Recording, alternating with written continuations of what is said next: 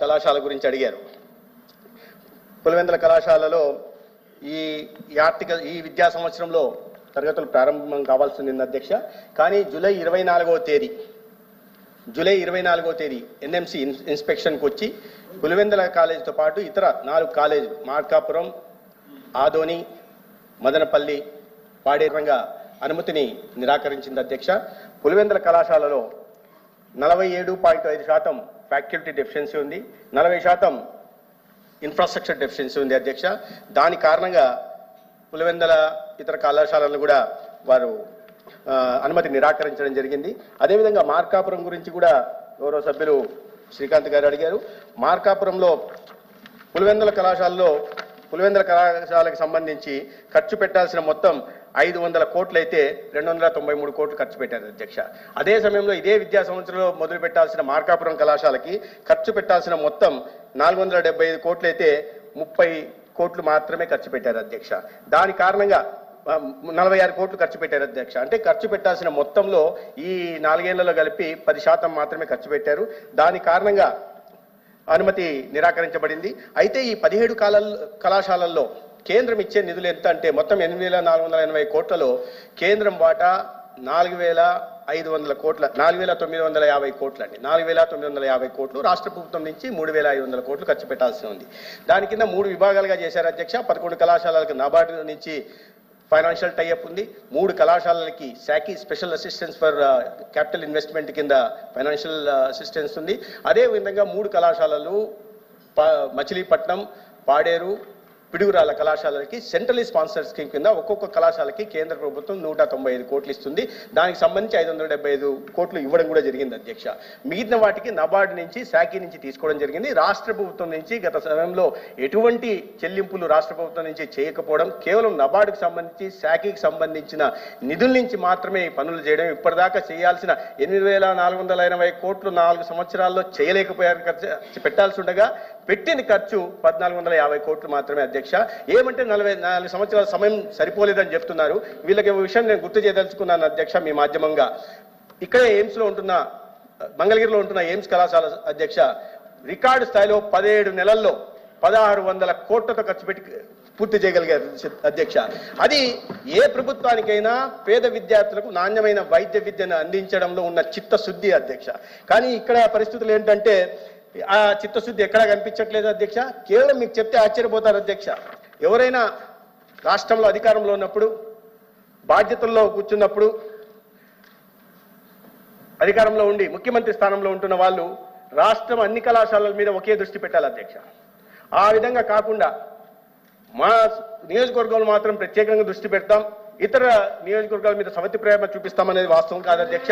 ఇదే విద్యా సంవత్సరంలో మొదలు కావాల్సిన మార్కాపురంకి కేవలం 46 కోట్లు మాత్రమే 500 కోట్లు ఖర్చు పెట్టాల్సి ఉండగా 46 కోట్లు మాత్రమే ఖర్చు పెట్టడం అంటే రాయలసీమలో విద్యార్థులు చదువుకోకూడదా అధ్యక్ష? ఇదే ఆదోనిలో రాయలసీమలో ఉంటున్న ఆదోనిలో 10% నిధులు మాత్రమే, 10% కూడా ఖర్చు పెట్టలేదు అధ్యక్ష.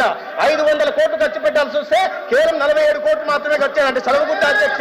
అదే సమయంలో పార్వతీపురంలో గిరిజన విద్యార్థులు చదువుకోవాల్సిన కళాశాలలో పైసా ఖర్చు పెట్టారు అధ్యక్ష. 0.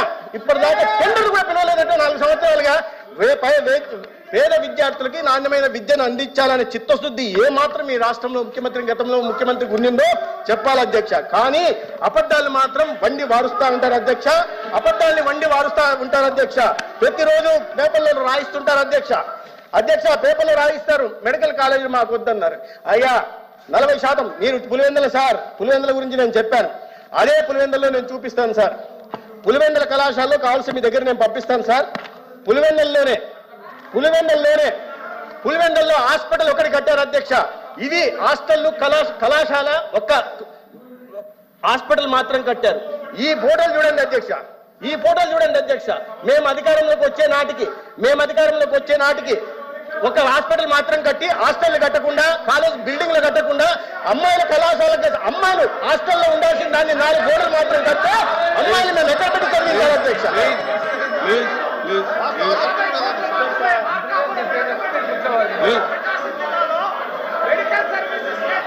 అధ్యక్ష 70% బోధనా సిబ్బంది లేకుండా 70% బోధనా సిబ్బంది లేకుండా వైద్య విద్యను, నాణ్యమైన వైద్య విద్యను విద్యార్థులకు ఏ రకంగా అందించాలో చెప్పండి అధ్యక్ష. అధ్యక్ష, 60% మౌలిక సదుపాయాల కల్పన లేకుండా, హాస్టళ్లు లేకుండా చదువుకుంటున్న విద్యార్థులను ఏ హాస్టల్లో చేర్పించాలా, అమ్మాయిలు ఏ చెట్ల కింద చదివించాలా, ఎక్కడ ఉంచాలో సమాధానం చెప్పాల్సిన బాధ్యత గతంలో ముఖ్యమంత్రిగా ఉన్న వాళ్ళకి చెప్పాలి ఉండే అధ్యక్ష. కానీ నిస్సిగ్గుగా నిర్లజ్జగా ప్రతిరోజు విద్యార్థులు అపోహలు సృష్టించే ప్రయత్నం చేస్తారు అధ్యక్ష.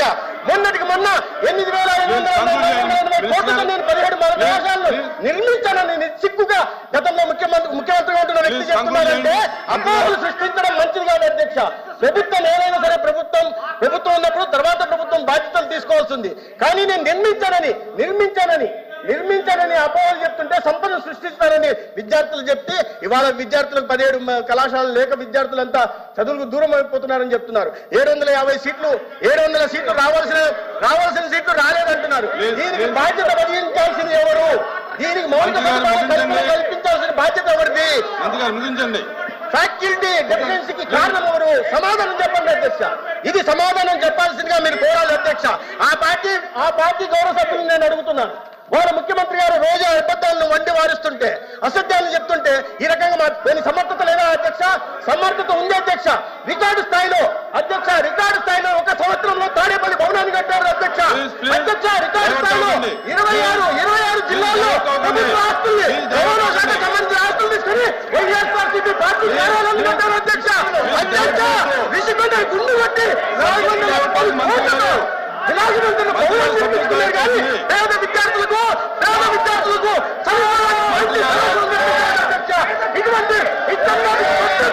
ఇటువంటి పెత్తందారు ఇవాళ అబద్ధాలు చెప్తుంటే ఏంటధ్యక్ష?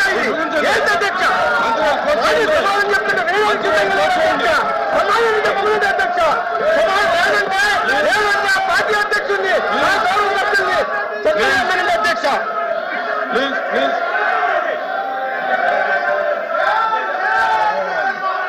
ప్లీజ్ కూర్చోండి.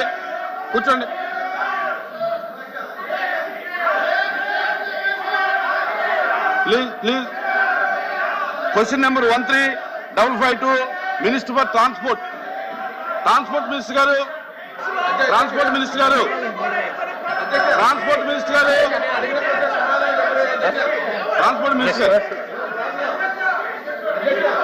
ప్లీజ్ 1 minute ఎల్ఓపి గారు మాట. అధ్యక్ష, ఇది ప్రశ్నోత్తర సంఘం. సభ్యులు ప్రశ్న అడిగారు, మంత్రులు వచ్చి గౌరవ మంత్రులు వచ్చి సమాధానం చెప్తూ అందులో వారు మాట్లాడుతున్న మాటలు రాజకీయ ఉపన్యాసాలు అవి చేయడం అనేది సమంజసం కాదు. ఒకటి అది నచ్చకొచ్చే మాట మాట్లాడి ఇంకా సమంజసం. రెండు ప్లీజ్ ఏదైతే ప్రభుత్వం పెట్టిన 17 కళాశాలలు ఉన్నాయో వారి తాలూకు నిర్మాణం ఏ దశలో ఉంది, వారి తాలూకా ఆర్థిక పరిస్థితులు ఏంటి ప్రభుత్వం తాలూకా అది ఒకసారి రికార్డు చూడండి అధ్యక్ష. దాంతోపాటు అడిగింది ఏంటంటే అధ్యక్ష, ఆయన ఆల్ సభ్యులు అడిగాడు, మా సభ్యులు అడగలేదు. పులివెందుల కళాశాలలో దానికి సంబంధించి అడిగారు. 290 కోట్లు ఖర్చు పెడితే ఎమ్మెల్యేగా ఖర్చు పెట్టారు, కానీ మిగతా కళాశాలలు ఖర్చు పెట్టలేదు. ఏ పని వేగంగా జరుగుతుంటుందో, ఎక్కడైతే స్పీడ్ జరుగుతుందో అక్కడ ఖర్చు పెడతారు. ఫౌండేషన్ దగ్గర నుంచి అవుతాయి ఆ కార్యక్రమాలు. అంతేగాని వ్యక్తిగతంగా మాట్లాడడం సభ తప్పుతో పట్టించడం లేదు, అందరిని ప్రోగ్ చేయడము ఈ సంప్రదాయం కాదు అధ్యక్ష. దీన్ని మేము పూర్తిగా ఏదైతే మంత్రి గారు ఇచ్చిన సమాధానానికి నిరసనగా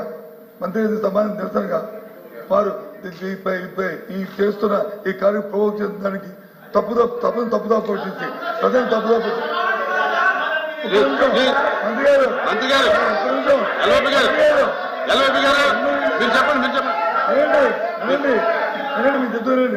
నిరసనగా సభను తప్పుదో నిరసనగా ఏదైతే రాష్ట్రంలో 17 కళాశాలలో చదువుతున్న పేద విద్యార్థుల అవునిచ్చారికి వారికి వచ్చిన అవకాశాలని ఈ ప్రభుత్వం కావాల్సిన నేపథ్యంలో ఈ సభ నుంచి వాకౌట్ చేస్తున్నారు.